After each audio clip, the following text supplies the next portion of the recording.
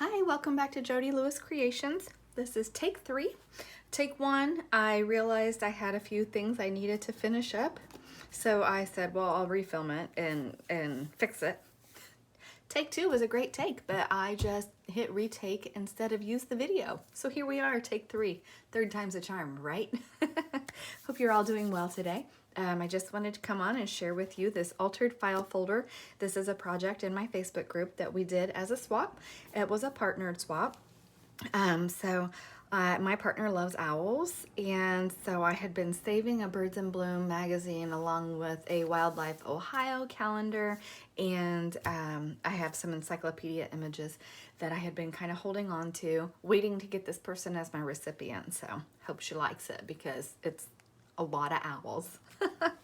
Okay, so the elements, the requirements of the swap were 2 pockets with at least 4 cards or journaling cards or tags, and it had to have grunge, be vintage, had to have a grungy, a vintage, and a glittery element. So that would push everybody who participated outside the box a little bit, and it certainly did me.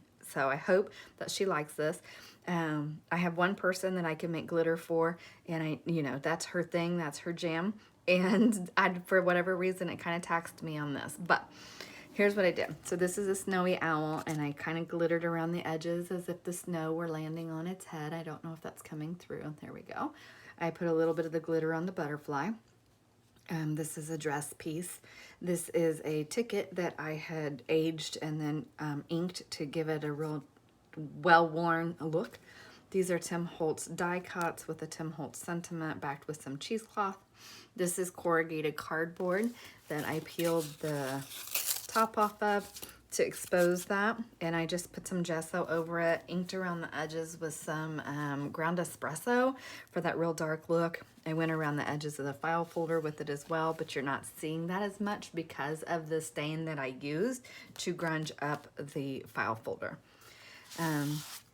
This is a magazine image with some coffee dyed muslin at the top, backed with some coffee dyed ledger paper. And I left the strings. The recipient can cut those off, but I just thought it added a little bit of a textile to the front of it. So the file folder, I used like a walnut stain. It was not a Tim Holtz spray stain. It's a different spray stain.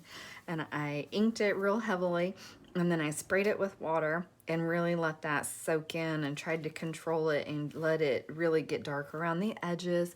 With having gotten it so wet, it did stress the natural fold here, which you can kind of see it was starting to break on me, which is completely fine. I expect that with water and paper. It happens, so I just had to reinforce it. So I lined it with some fall plaid fabric that I have. And what that fabric did for me was it also stabilized the stitching for the pockets that I stitched on the back. So let's take these elements out and I will show you what they are. So this is a flashcard set that's question and answers that I have for the Little Golden Books, but because this had the owl on it, I set it aside for her. It's been with the owl things I've been collecting for her for a while. This is out of the Birds in Bloom magazine, coffee dyed muslin just as the tie, and the burrowing owl is the label off the photo that I pulled to make the label here. I just love that image. It was so much fun, and I just rough tore it, and I really, really like how that turned out. This is a magazine image that I've just put on some scrapbook paper. This is a vintage bridge scorecard set that this was the cover off of it. Again, I bought it with her in mind. I picked it up at a rummage sale, and I love the image. And then this is a magazine image that I stitched on here to make a pocket. And this little collage is here because this is a magazine image. There's red here from whatever was on the magazine page with the owl. And the red was driving me crazy because it didn't match anything. So I collaged over that with the vintage stamp, trying to make that just another owl image. Anyway, this is a magazine cutout, and this was talking about a different type of owl, so I wanted to cover it. And this is a die cut and from a die set that I have, and a Tim Holtz label here, and some just vintage looking fabric that I have. I don't know if it's actually vintage or not, but the style looks vintage. I'm gonna tag him in there. This is a magazine image backed with coffee dyed paper. And these are all backed with some sort of dyed paper. And this little guy was so cool. He was in an encyclopedia that I backed. So that's just a little note-taking space tied with some twine.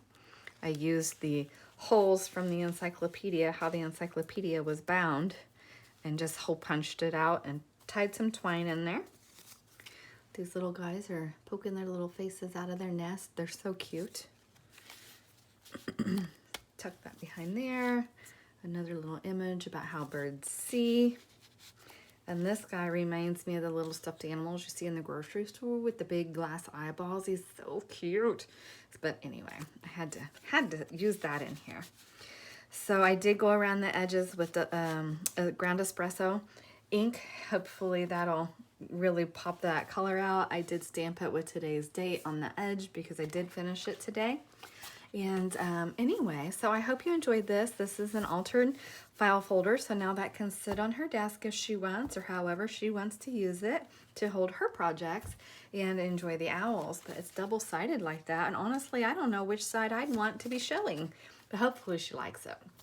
Anyway, hope you're all having a wonderful day. Thank you for joining me. Talk soon. Remember to hit that like button if you like my content, and go ahead and subscribe so you get notifications when I do upload new content. Thank you. Have a great day. Bye.